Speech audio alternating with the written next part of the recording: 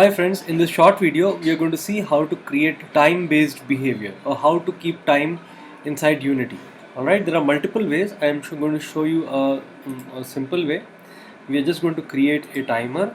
Let me create a new script as always. My script, oh sorry, I'll have to create a new one.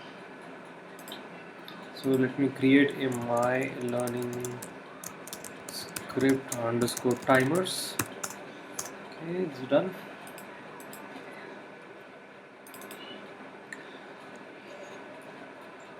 So I'll give you a broad outline of what we're going to learn here is going to repeat after a certain set number of seconds. All right. For that we'll have to create a member variable and keep adding to the variable in every update. The moment it goes over a certain number, we reset it. What I mean to say is like imagine you're filling a bucket, okay? You keep filling the bucket every few seconds, every few milliseconds, and when the bucket goes overboard, you empty it out. Similar to that, all right? So in this case, the bucket is actually the amount of time in which you want the repeating behavior. Uh, and the timer is actually sorry the timer is actually the bucket, and the amount of water in the bucket is the amount of time you want the behavior to repeat. All right. One second, sorry. So what we will do now is we will create a member variable of type float. Okay, and float, let's call it my timer, and by default it will be 0. All right. So, and in every update what you will do is you will add the time to the timer. Now this is the critical part. So how do you add time? So you'll say my time equal to my timer plus time dot delta time. If you do a time dot, you will see so many different types of things in that timer, that you will also see real time since startup. This will give you the number of milliseconds since the game started. It will also give you something called time scale. Alright, time scale is something that is used to control the speed of the game. Just try all these different things out.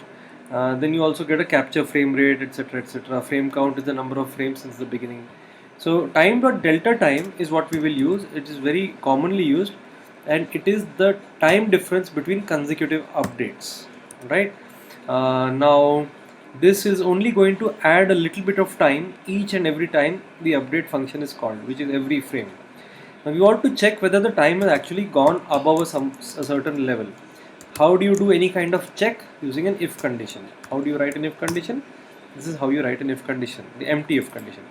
And you check my timer greater than 2. This is going to be counting in seconds. So we'll say if my timer is greater than 2, do something. For now, we will just print out a log. 2 seconds expire. Okay. Now let's see. Do you think this is correct? Will this happen every 2 seconds? Let's see.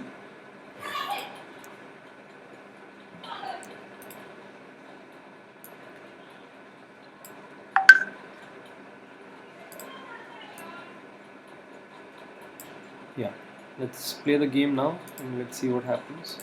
Let's keep a watch on the console log section. There are 3 sections: log, warning, and error.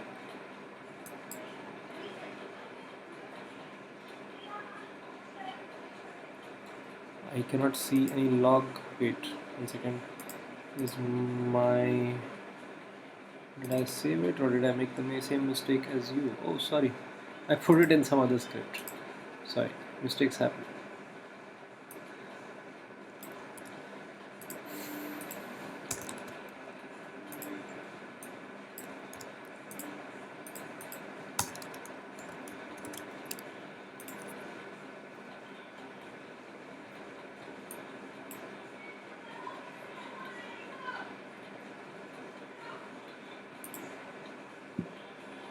Yeah, now we should see a log getting printed.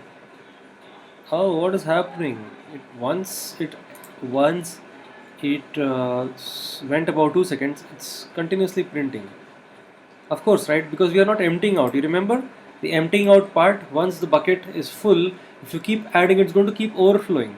So we also need to make sure that the timer is reset, which is we set it to 0. This is assigning the 0 value to the timer variable. Alright. So now our behavior should be correct. That is, we should see a time that log getting printed every 2 seconds. 2 seconds. 1, 2, 2, 1. Okay, yeah, 1, let's clear it off. 1, 2, 1, 2, 1, 2, 1, 2, 1. So every 2 seconds you're getting a log which is getting printed. I have printed out a log here, but you can do pretty much anything else that you want to, like create a new object or spawn a new enemy or something like that. Alright, so that's it for this video. Thanks a lot for watching.